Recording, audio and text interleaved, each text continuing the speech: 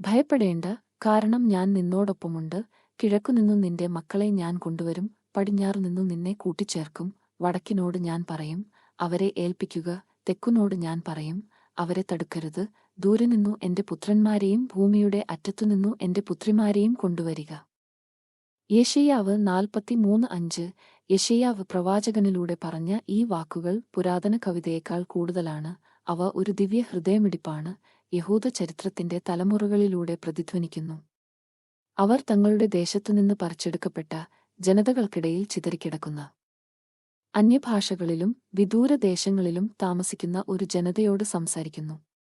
എന്നിട്ടും ദൈവത്തിന്റെ ശബ്ദം നൂറ്റാണ്ടുകളിലൂടെ കടന്നുപോകുന്നു. ഭയപ്പെടേണ്ട, കാരണം ഞാൻ നിന്നോടൊപ്പമുണ്ട്. പ്രവാസത്തിൽ നൽകിയ ഒരു വാഗ്ദാനമായിരുന്നു ഇത്, പുനഃസ്ഥാപനത്തിനു ശേഷമല്ല. നാടുകടത്തലിന്റെ മധ്യത്തിൽ.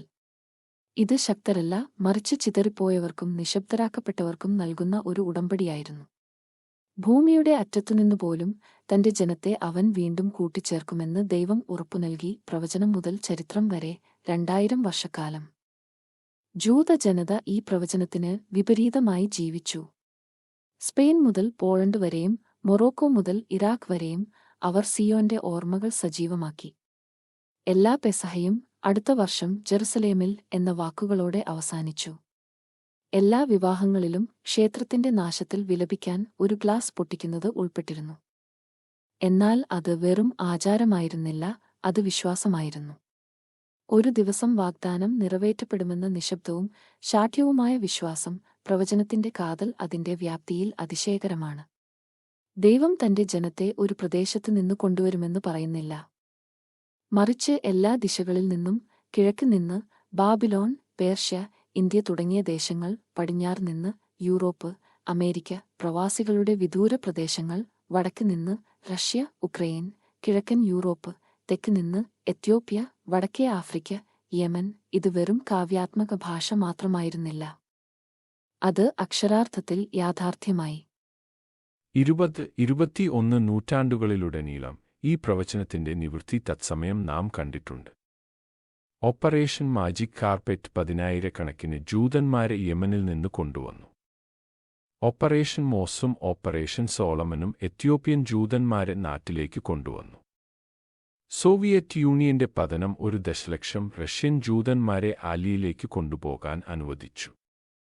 ഇപ്പോൾ നമ്മുടെ കാലത്ത് തിരിച്ചുവരവ് തുടരുന്നു, ഒരു ആത്മീയ തിരിച്ചുവരവ്. ഇസ്രായേലിലേക്കുള്ള ആധുനിക തിരിച്ചുവരവിൽ രാഷ്ട്രീയം, യുദ്ധങ്ങൾ, നയതന്ത്രം, കഠിനാധ്വാനം എന്നിവ ഉൾപ്പെട്ടിട്ടുണ്ടെങ്കിലും ആഴമേറിയ എന്തോ ഒന്നുണ്ട്, ആത്മീയമായ ഒന്ന്.